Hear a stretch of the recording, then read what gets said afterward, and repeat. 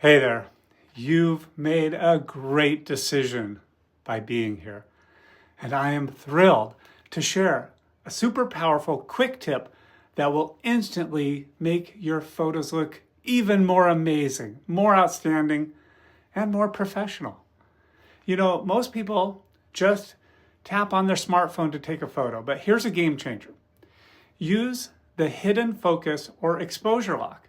So if you are using a smartphone, instead of just tapping once, try pressing and holding until you see a little AEAF lock. You can likely do the same thing if you're using a different kind of camera, it's just a different control to lock that in.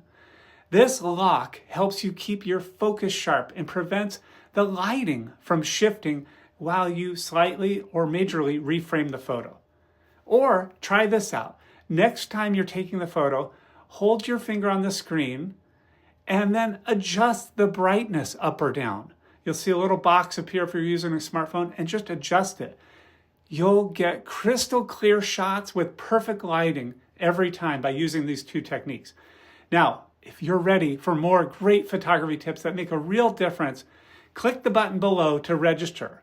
This will take you to a quick form where you can fill out a registration and it'll help me tailor make the perfect webinar just for you.